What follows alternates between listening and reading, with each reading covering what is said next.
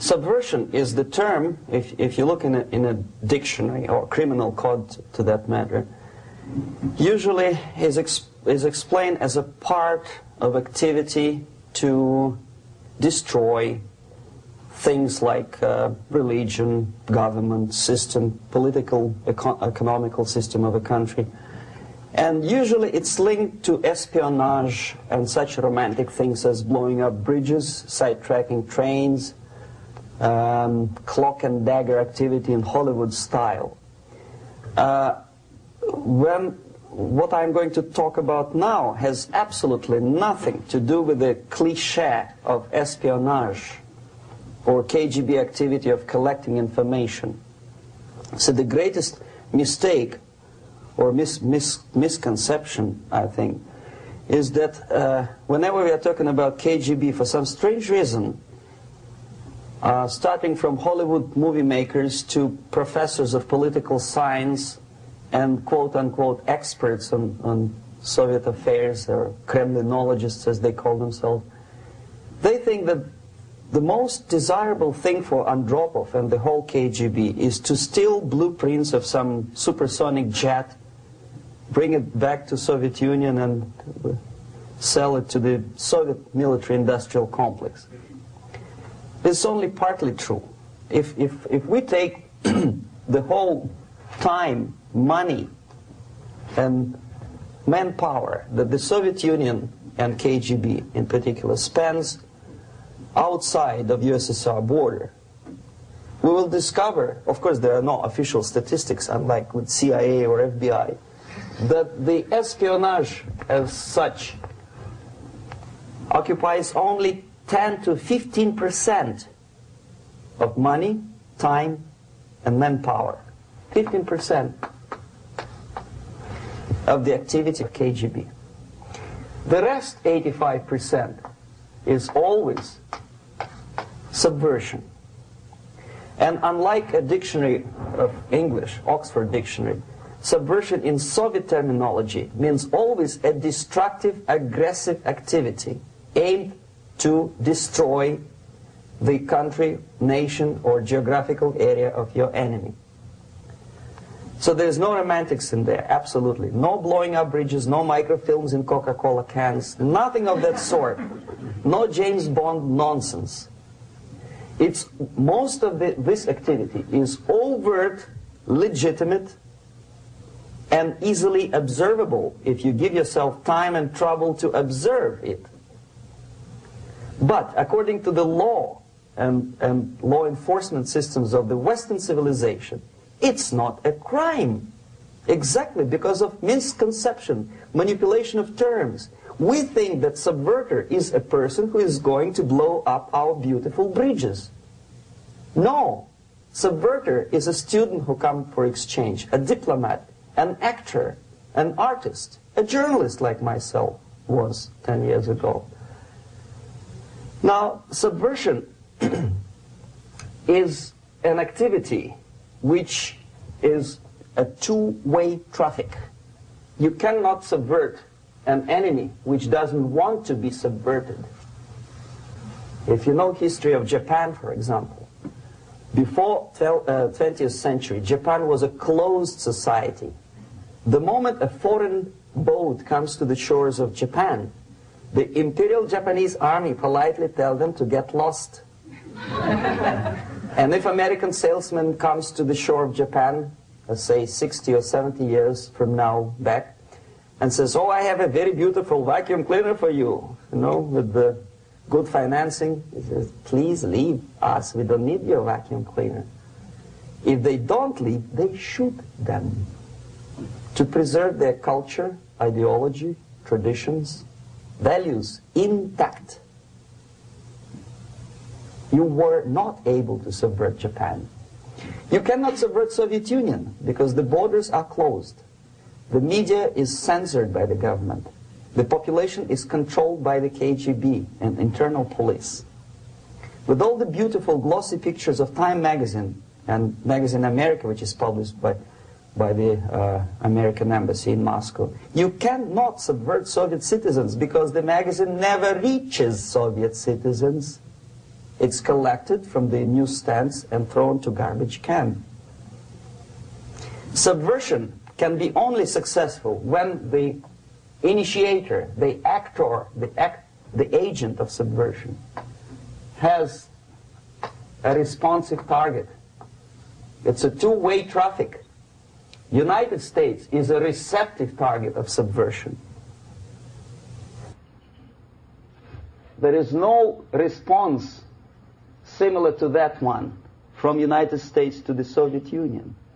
It stops halfway somewhere. It never reaches here. The theory of subversion goes all the way back 2,500 years ago. The first human being who formulated the tactics of subversion was a Chinese philosopher by the name of Sun Tzu.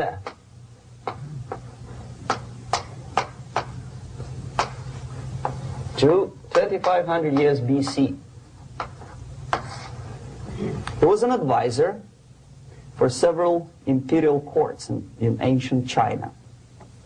And he said, after long meditation, that to implement state policy in a warlike manner, it's the most counterproductive, barbaric, and inefficient to fight on a battlefield. You know that war is continuation of state policy, right? So if you want successfully to implement your state policy, and you start fighting, this is the most idiotic way to do it. The highest art of warfare is not to fight at all, but to subvert anything of value in the country of your enemy, until such time that the perception of reality of your enemy is screwed up to such an extent that he does not perceive you as an enemy, and that your system, your civilization, and your ambitions look to your enemy as an alternative, if not desirable, then at least feasible. Better red than dead. That's the ultimate purpose, the final stage of subversion, after which you can simply take your enemy without a single shot being fired, if the subversion is successful. This is basically what subversion is. As you see, not a single mentioning of blowing up bridges. Of course, Sun Tzu didn't know about blowing up bridges. Maybe there were not that many bridges at that time. But the basics of subversion is being taught to every student of KGB school in USSR and to officers of military academies. I'm not sure if the same author is included in the list of reading for American officers, to say nothing about ordinary students of political science. I had difficulty to find the translation of Sun Tzu in the library of a university in Toronto and later on here in Los Angeles. But it's a book which is not available. It is forced to every student in USSR. Every student who is taught to be dealing further in his future career with foreigners. What subversion is? Basically, it consists of 4 periods, time-wise. If we start from here and go this way, time, right? This is the beginning point. The first stage of subversion is the process which is called, basically, demoralization. It says for itself what it is.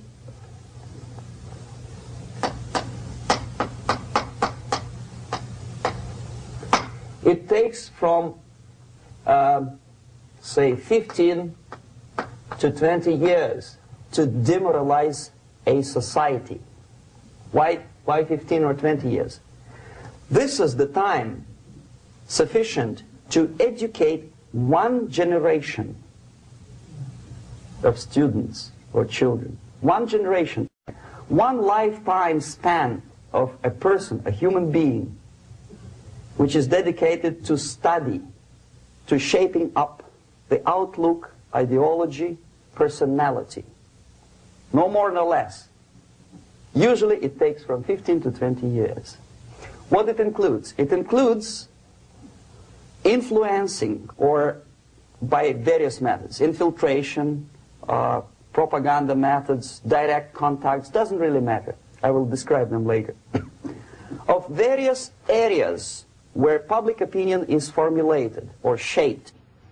Religion, educational system, social life, administration, law enforcement system, military, of course, and labor and employer relations, economy. Okay? 5 areas. I will not write them down because we will not have enough space. Sometimes when I describe all the methods, students ask me question, are you sure this is the result of the Soviet influence? Not necessarily.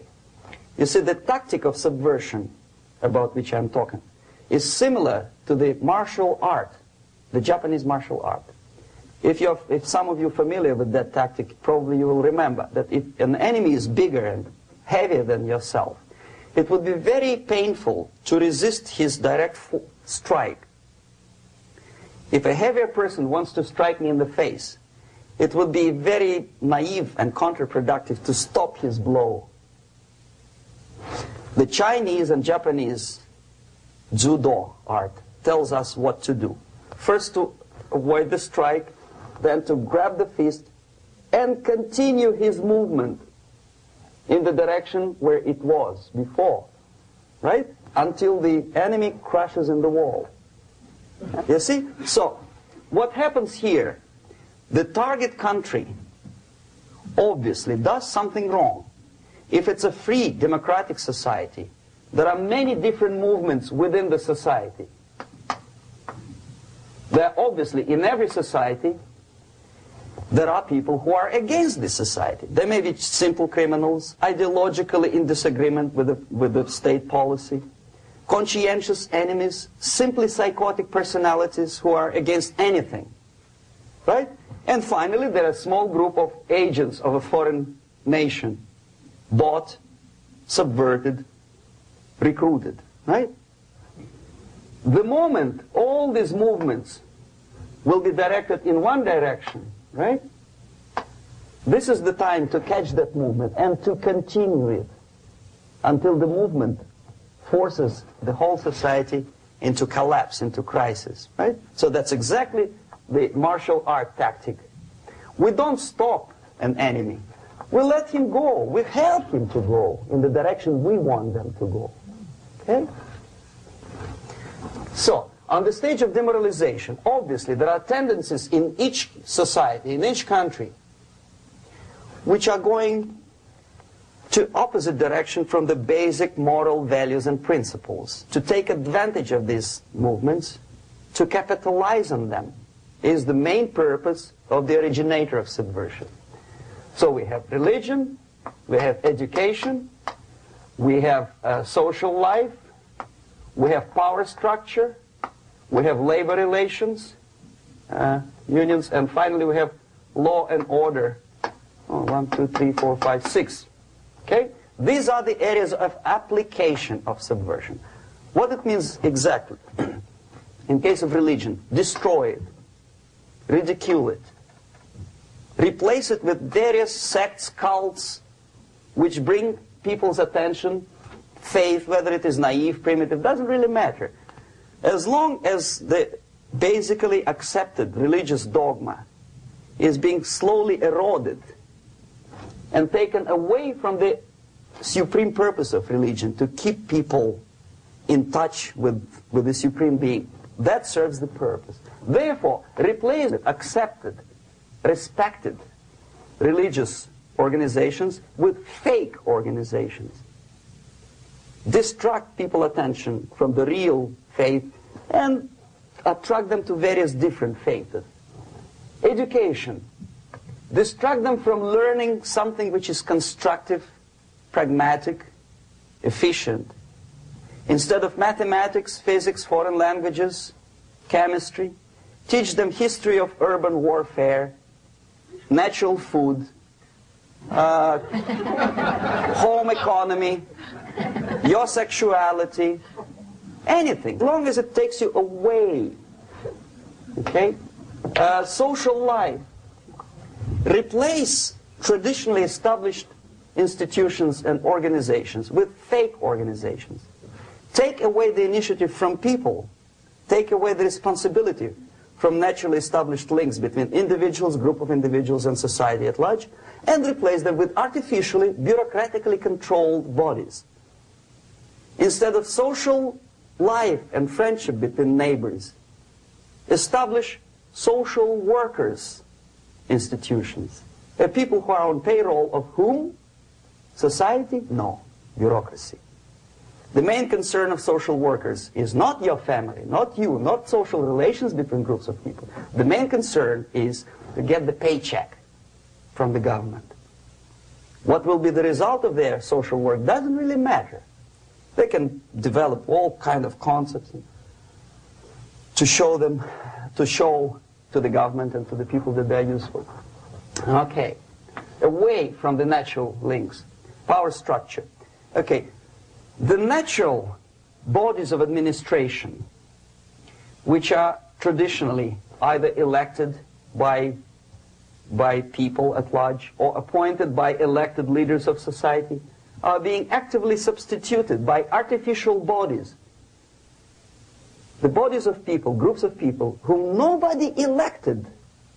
Never. As a matter of fact, most of the people don't like them at all, and yet they exist. One of such group is media. Who elected them? How come they have so much power?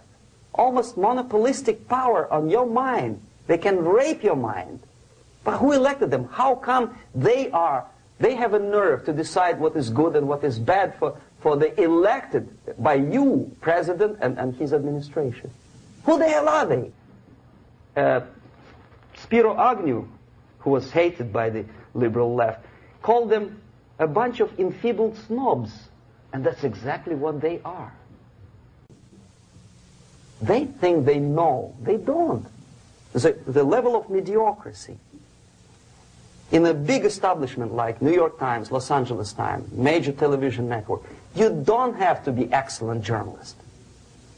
You have to be exactly a mediocre journalist. That's easier to survive. There's no competition anymore. You have your good, nice income, $100,000 a year. That's it. Whether you are better or worse doesn't really matter anymore. As soon as you're smiling to the camera and do your job. That's it. No more competition.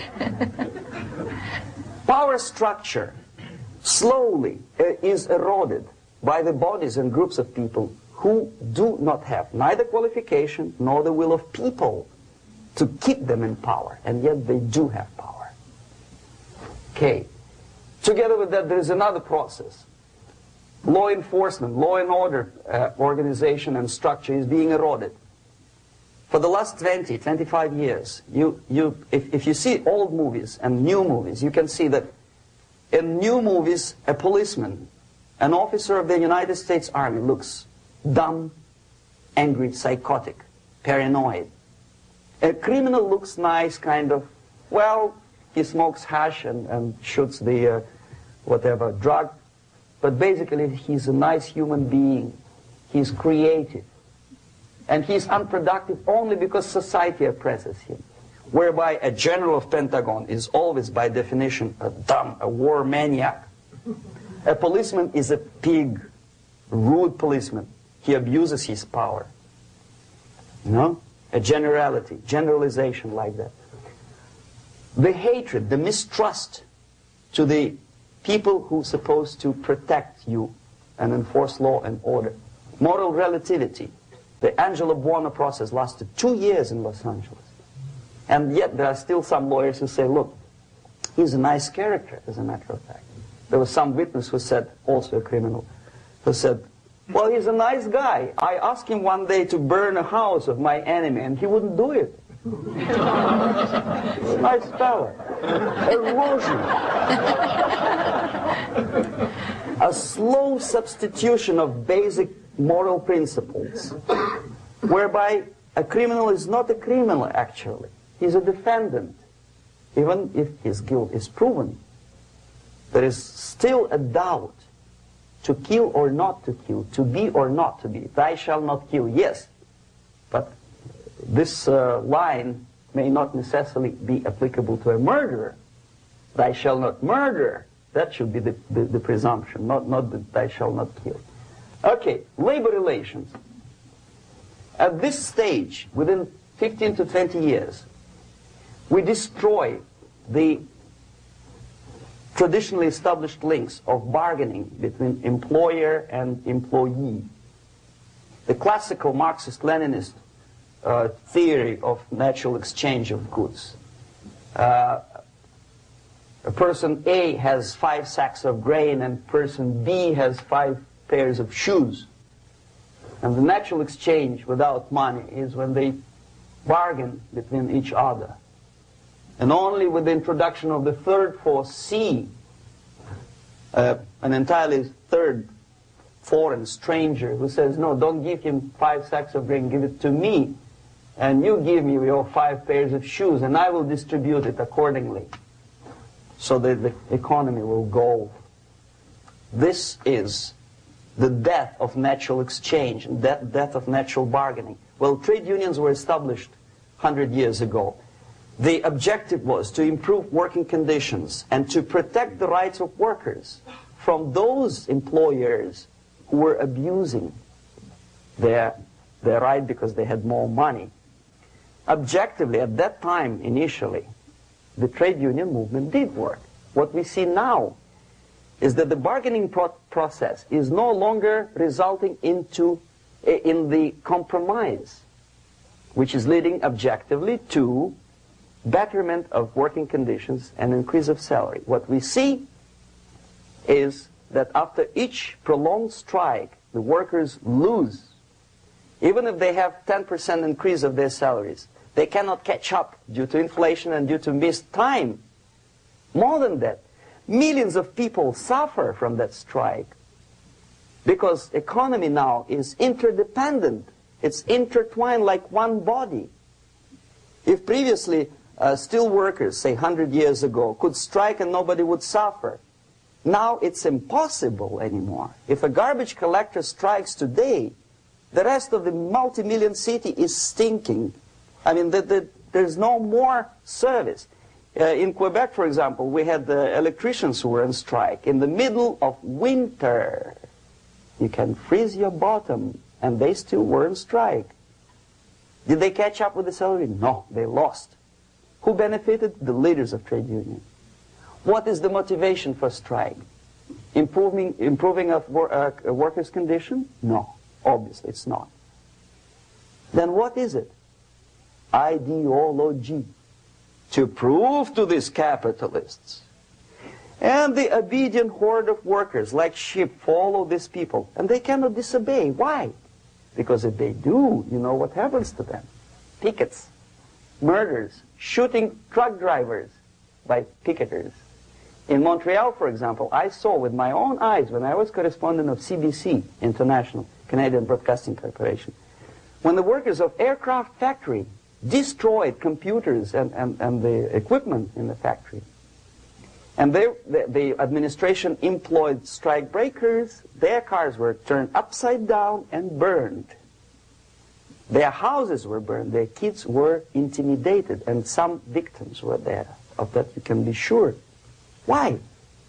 To improve conditions of workers? No. Ideology. Okay, so this is what happens basically. It may or may not happen without the help of the Soviet Union. But the natural tendencies are being greatly taken advantage of and capitalized by the Soviet propaganda systems. How? Whenever trade union strikes, we have influx of propaganda, mass media, ideological dissemination. The workers' right, and we repeat it like parrots. Yes, workers' right. Whose rights? Workers? No. The only freedom of worker to sell his labor according to his own desire and will is taken away from him. By whom? By trade union boss. Unlimited power is given. Responsibility. I want to sell my labor not for $2.50 an hour, but for $2. I don't have right. My freedom is denied to me. I know that if I sell my work for $2 an hour, not for $3 an hour, I will compete better with the other guy who is lazy and more greedy. I don't need $3. I need only $2. No, I was made to believe by media, by business, by advertising agencies that I need more and more and more. Have you ever heard any advertising on TV to consume less? No. No way. Whether you need a six-cylinder car or not, you have to buy it. And hurry up. When I was driving here, on the local radio station, an excited announcer said, "You hurry up, rush and save, save, save. There is a pantyhose sale." Save by buying more. See? Of course. It would be too naive to expect that KGB makes that advertising agency to do such a crazy commercial. No, of course not. But what we did when I was working for Novosti Press, we would snow plow editorial offices, student organizations, religious groups with literature of class struggle. If not directly Marxism-Leninism propaganda, then a propaganda of the legitimate aspirations of working class, betterment of life, equality. Equality, mind you. President Kennedy once said, we will make America to believe that people are born equal. Are people born equal? Is there any mentioning in the Bible or any other holy scripture in any religion, if you don't believe me, go to the library and check it. There is not a single word about equality. Just the opposite. By your deeds, God will judge you. What you do is important. The merit of your personality. You cannot legislate equality. If you want to be equal, you have to be equal. You have to deserve it. And yet we build our society on the principle of equality. We say people are equal. We know it is false. It's a lie. Some people are tall and stupid. Others are short, bold, and clever.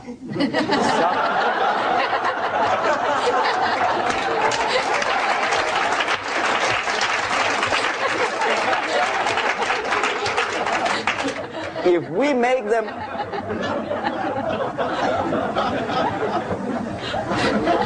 we make them equal by force, if we put the principle of equality in the basis of our socio-political structure, it's the same thing as building a house on sand. Sooner or later it will collapse, and that's exactly what happens. And we, as Soviet propaganda makers, are trying to push you in the direction which you go yourself. Equality, yes, equality. People are equal. Land of equal opportunities. Is it true or not? Think about it. Equal opportunities. Should there be equal opportunities? For me and for a lazy bastard who comes here from some other country and immediately registers as a welfare recipient benefits? I never received a single dollar. No, sorry, I did receive once. But I never applied for welfare. For the 13 years, I took any job. Security guard, journalist, taxi driver, anything. Well, I was restless, but some people don't like it. They immediately. So why should we have equal opportunities? Why? The equal opportunity to excel. Equal opportunity in equal circumstances, yes, but we know people are different. To excel, yes, provided we reach the same level of excellency, perfection, which is hypothetical, distant future. Yes, maybe. But we know perfectly well that even with the best intentions, people could not be equal. Why should we have equality in the, say, legal system? Myself, I'm considering myself a law-abiding citizen, and a person who comes here to rob and shoot, say, the United States administration under Carter imported thousands of Cuban criminals. They were non-criminals, yet they were accepted. Do you think it's fair if myself and my wife from Philippines, who work like horse as a lab technician in a hospital should have the same rights as a criminal from Cuba? Why? And yet we repeat as parrots, equality, equality, equality. And the Soviet propaganda system helps us to believe that equality is something which is desirable.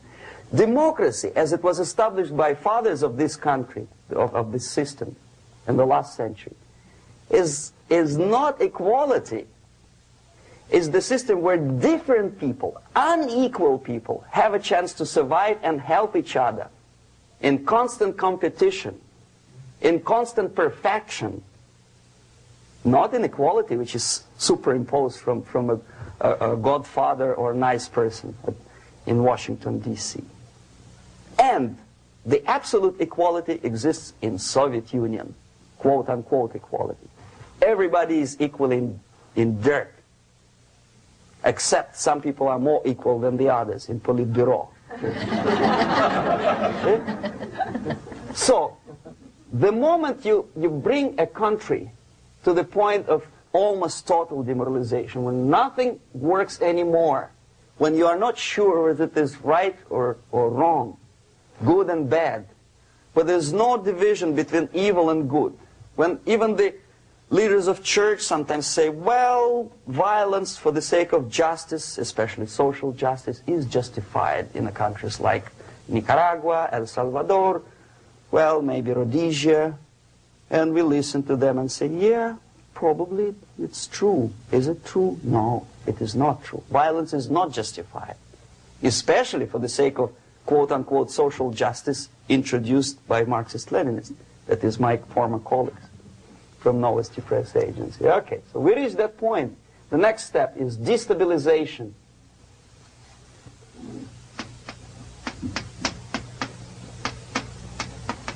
Again, this word says for itself what it is. To destabilize all the relations, all the accepted institutions and organizations in a country of your enemy. How you do it?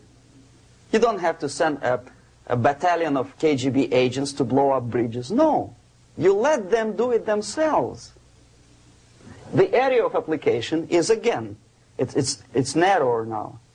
Not like the previous case. The overt legitimate actions of the KGB in this case would be hardly noticeable. There is no crime if a professor who recently went to USSR introduces a course of Marxism-Leninism in a Californian college, for example. Nobody is going to come to his doorstep and say, okay, mister, come, you are under arrest. No, it's not a crime. It's not even considered a moral crime against your country. So the area of application here is narrowing down to economy, again labor relations, right? To law and order, plus military. And economy, law and order.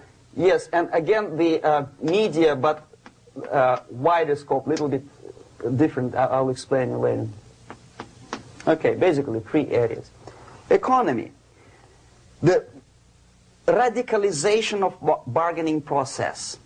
If on that stage we still could achieve, theoretically, some positive compromise between the negotiating sides with say, arbitrary, introduction of arbitrary judges, a third side, objectively judging the demands of both sides. Here it's radicalization. On the stage of destabilization, we cannot come to compromise even within a family. The husband and wife couldn't figure out which is better. Husband wants his kids to eat at the table, and wife wants a child to roam around the room and drop food all over the floor. They cannot come to compromise unless they start a fight. It's impossible to reach a compromise, constructive compromise, between neighbors. Some people say, I don't like you to watering your lawn at that time because exactly at that time I'm walking my dog and he's getting nervous. He cannot pass his bowels, you know. So they cannot compromise. They go to a civil court or something like that. Radicalization of human relations. No more compromise. Fight, fight, fight. The normal, traditionally accepted relations are destabilized. The relations between teachers and students in schools and colleges. Fight. The relations between, in economical sphere, between laborers and employers are further radicalized. No more acceptance of the legitimacy of demands of workers. Unlike Japanese, with the theory Z, if you ever heard about it, where the workers are involved in decision-making process, therefore they don't have moral incentive to fight their bosses. In the United States, it's just the opposite. The harder is the fight, the better. The more heroic they look. When the Greyhound network was on strike recently, the correspondents of local TV networks all over the United States were approaching these strikers, and they say, oh yes, we are doing something nice. They look like heroes, and they were proud. There was some family, the husband was a bus driver. Now they decided in a protest against the bosses to camp somewhere in the forest. And they were presented to the audience as a heroic, nice people. You see? The violent clashes between passengers, picketers, and the strikers are presented as something normal. 10, 15, 20 years ago, we would be angry, say, why so much hatred? Today we are not. We say, well, it's commonplace. Radicalization, militarization sometimes. As I explained on that stage, I took a step a little bit further. Shooting people. Okay, law and order now also is pushed into the area where previously people settled their differences peacefully and legitimately. Now we are getting with this court cases in the smallest irrelevant cases. We cannot solve our problems anymore. The society at large becomes more and more antagonistic between individuals, between groups of individuals, and the society at large. The media puts himself in the opposition to the society in general, at large. Separate, alienated. Okay? On that stage, you remember I was talking a couple of hours ago about the sleepers. That's when the students from, say, United States, if they are trained in Lumumba University, or developing nations, that's the students I was dealing with, are being sent back from the Soviet Union here. Or if they were already in the United States, in the country which is the object of subversion, they spring to action. The sleepers go up. They slept for 15 to 20 years. Now they become leaders of groups, preachers, I don't know, public figures. Prominently they actively include themselves in a political process. All of a sudden we see a homosexual. 15 years ago he did his dirty job and nobody cared. Now he makes it a political issue. He demands recognition, respect, human rights, and he rallies a large group of people. And there are violent clashes between him and police, his group and ordinary people, no matter what. It's black against white, yellows against green, doesn't matter where the division line goes. As long as this group come into antagonistic clash, sometimes militantly, sometimes with firearms, that is destabilization process. The sleepers, many of whom are simply KGB agents, become leaders of the process of destabilization. Doesn't mean that Comrade Andropov sends Comrade Ivanov to the United States. The person who takes care is already here. He is a respected citizen of the United States. Sometimes he gets money from various foundations for his legitimate struggle for, I don't know, human rights, women's rights, kid lib, prison lib, whatever. There are sympathetic Americans who donate their money to him. Destabilization process usually leads directly to the process of crisis. In case of developing nations, that's the area where I was active. The process starts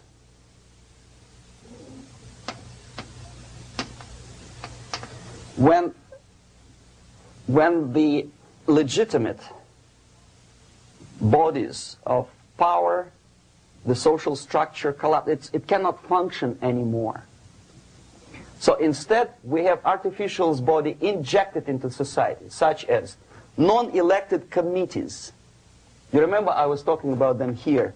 Social workers who are not elected by people, media who are self-appointed rulers of your opinion, some strange groups which claim that they know how to lead society forward.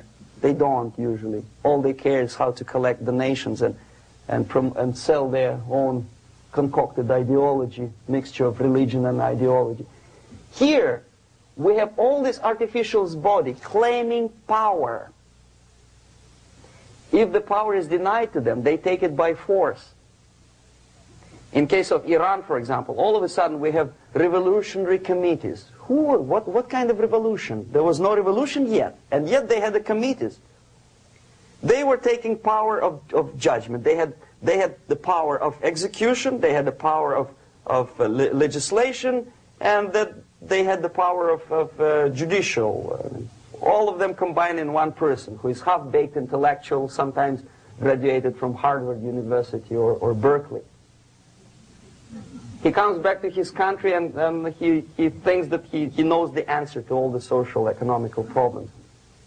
Okay? Crisis is when society cannot function any more productively. It collapses, obviously. That's the word for crisis.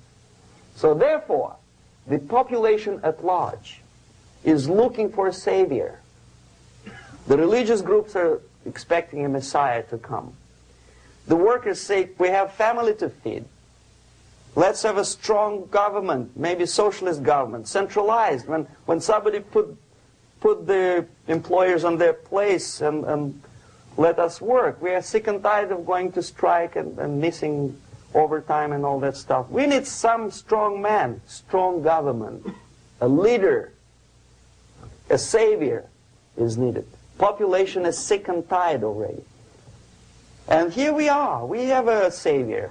Either a foreign nation comes in, or the local group of leftists, Marxists, no matter what they call themselves, Sandinista, a reverend or some sort, Bishop Muzureva, like in Zimbabwe, doesn't matter. A savior comes and says, I will lead you. So we have two alternatives here. Civil war and invasion. Okay? See how it goes? Civil war, we know what it is. Lebanon is the best example. The civil war, which was artificially implanted in Lebanon by injection of force of PLO, Palestinian Liberation Organization. Invasion we had in many other countries like Afghanistan, name any East European country, it was invaded by the Soviet army. But the result is the same. The next stage is normalization. Normalization is a very ironic word, of course. It is borrowed from 1968 situation in Czechoslovakia, when the Soviet propaganda and after them New York Times declared the country is normalized. The tanks moved into Prague, so there is no more Prague Spring, there is no more violence. Normalization. At that stage, the self-appointed rulers of the society don't need any revolution anymore. They don't need any radicalism anymore. So this is the reverse from destabilization. Basically, it is stabilizing the country by force. So all these sleepers and activists and social workers and liberals and homosexuals and professors and Marxists and Leninists are being eliminated. physically sometimes. They've done their job already. Okay? They are not needed anymore.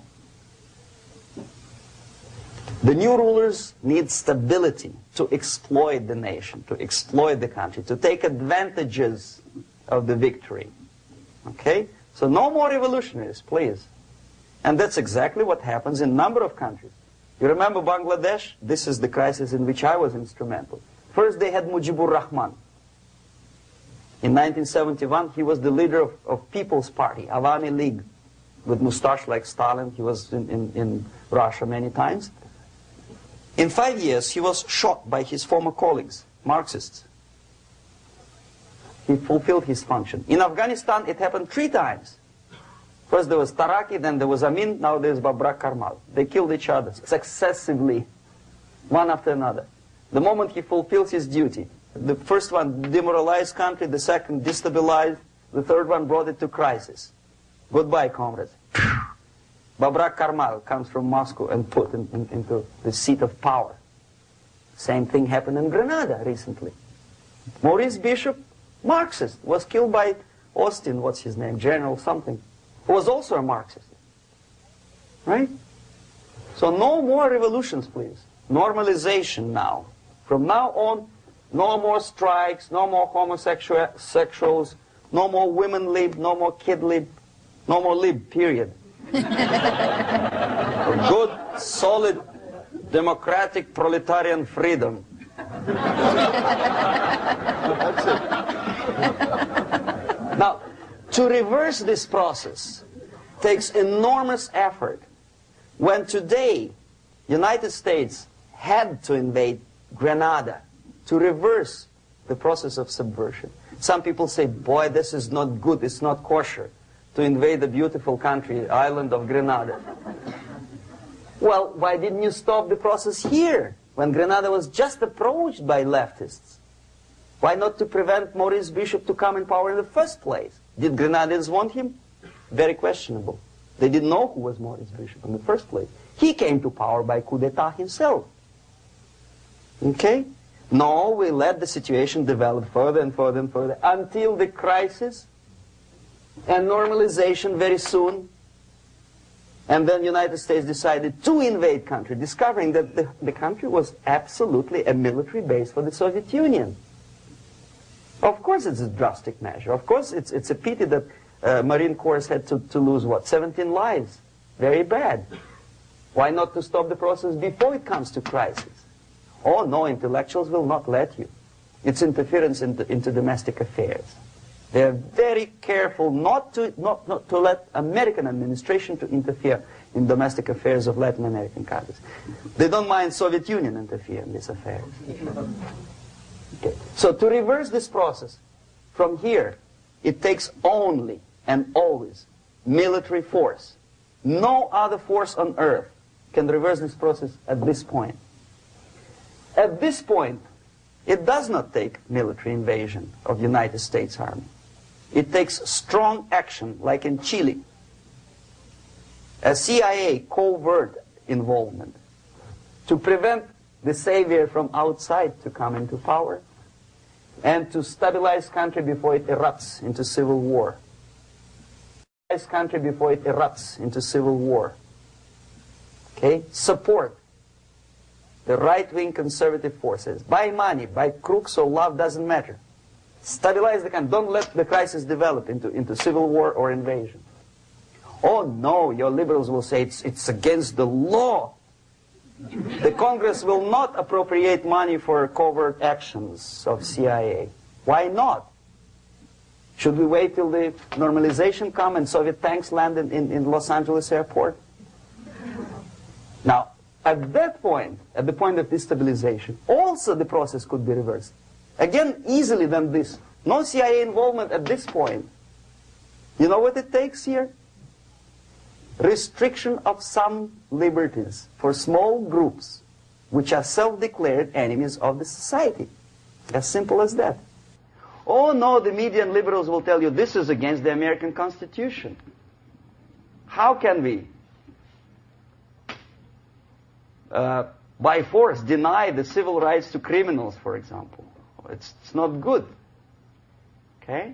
So we allow them to, okay, if you allow the criminals to have civil rights, go on and bring the country to the crisis. This is a bloodless way to do. Curb the rights. I mean, not to put them in prison. No, I'm not talking about putting all the gays from San Francisco in the concentration camp. Do not allow them to take political force. Do not elect them to the seats of power, whether it is municipality level, state level, or federal level. It has to be beaten in the heads of American voters that a person like that in the seats of power is an enemy. Do not be afraid of this word. It is an enemy. If he is not an enemy here, he will be here. Later on, he will be shot, of course. But at this point, he is an enemy. Okay? You are doing great service by denying him a right to capitalize on his own crazy ideas and become a powerful man, a man who uses the seat of power. Restriction of certain freedoms and permissiveness at that point would prevent sliding into crisis and probably will return the process of destabilization. To curb unlimited power, monopolistic power of trade unions, here, at that point, would save economy from collapsing.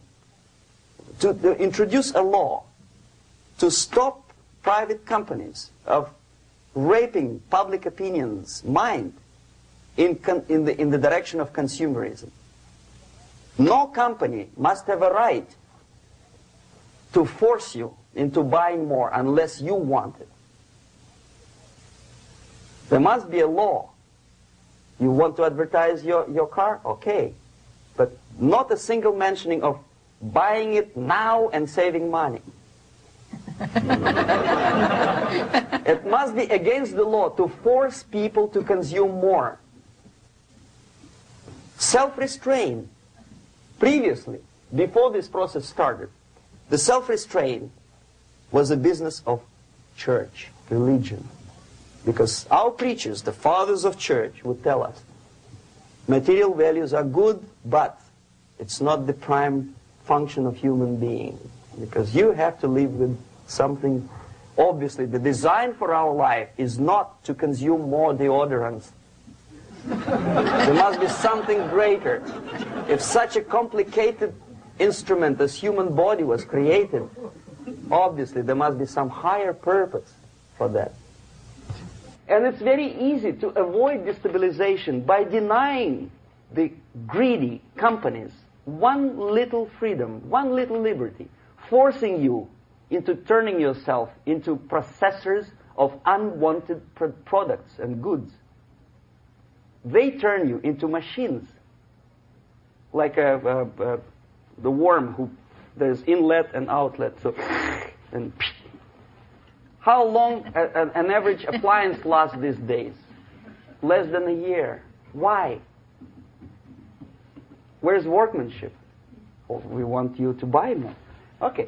Destabilization process could be easily overcome if, as I say, the society, by its own will or after persuasion by the leaders, will come to the idea of self-restraint.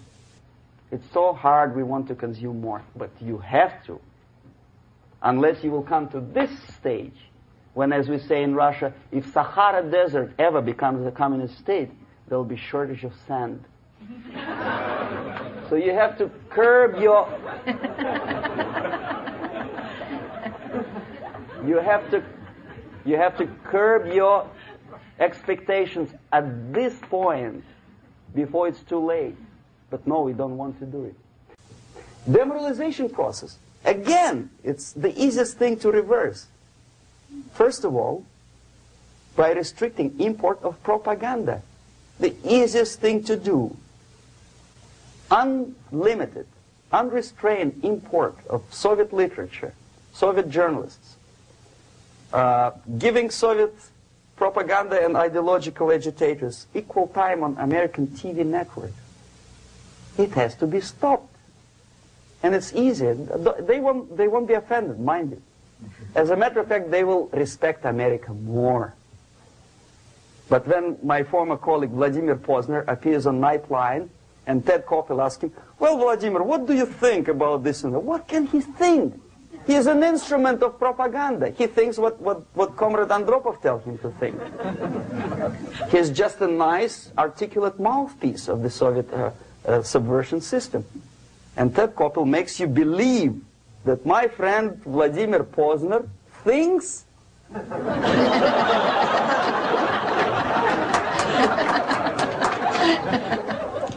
the process of demoralization may not have started at all if at that point the country, which is a recipient of subversion, actively, not violently, but actively, prevents importation of foreign ideology. I don't want America to follow the pattern of ancient Japan. You don't have to shoot every foreigner when it approaches the sacred borders of the United States. But when he offers you a junk in the disguise of very shiny something, you have to tell him, no, we have our own junk.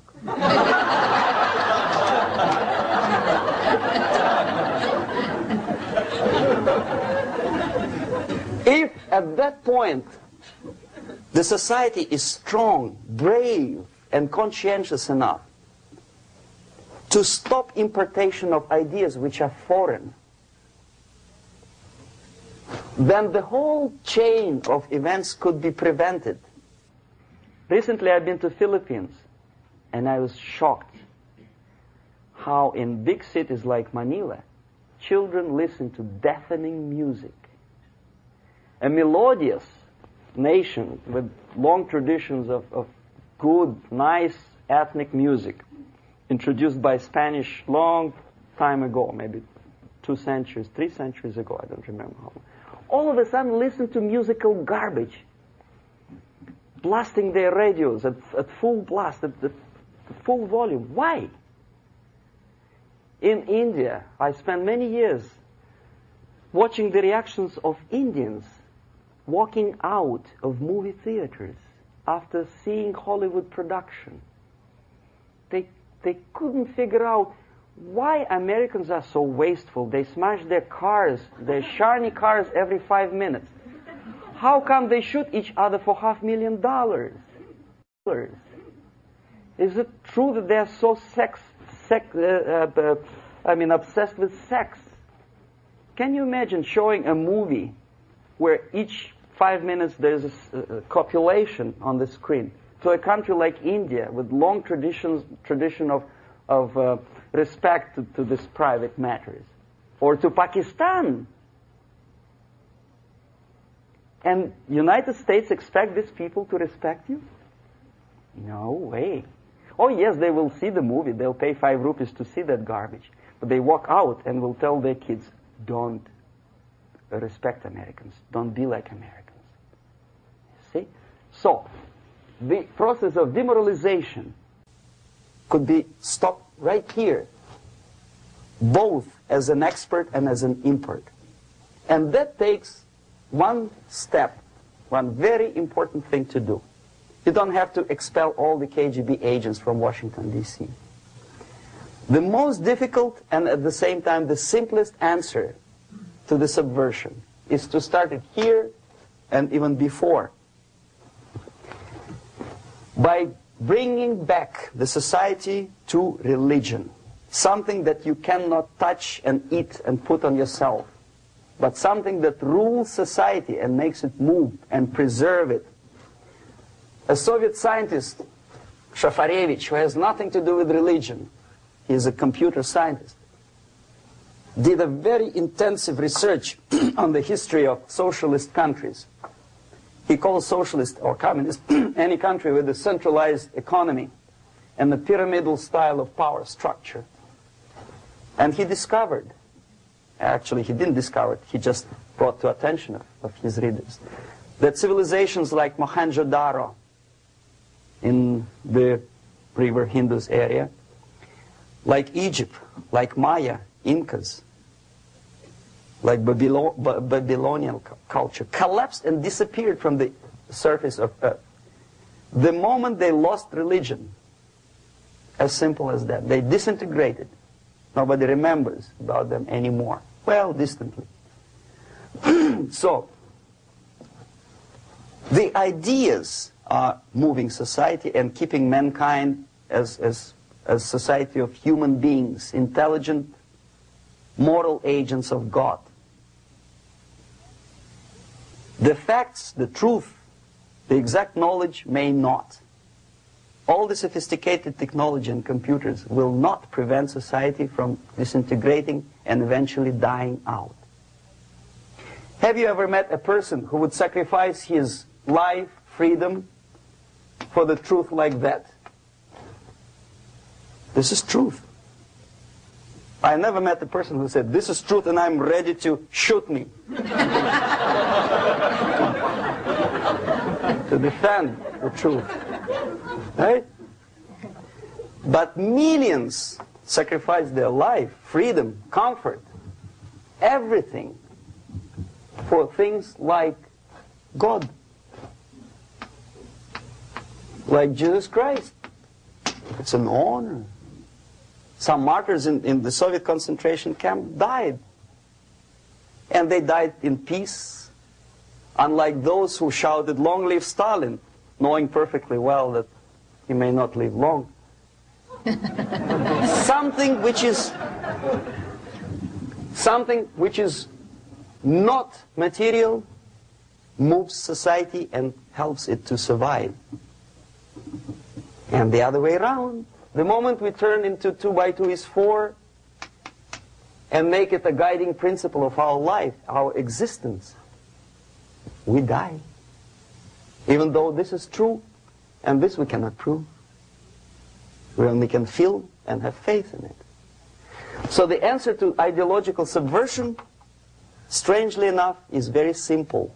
You don't have to shoot people, you don't have to aim missiles and Pershings and cruise missiles at Andropov's headquarters. You simply have to have faith and prevent subversion.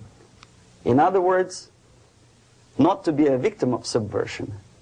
Don't try to be a person who in judo is trying to smash your enemy and being caught by your hand. Don't strike like that. Strike with the power of spirit and moral superiority. If you don't have that power, it's high time to develop it. And that's the only answer. That's it. Thank you.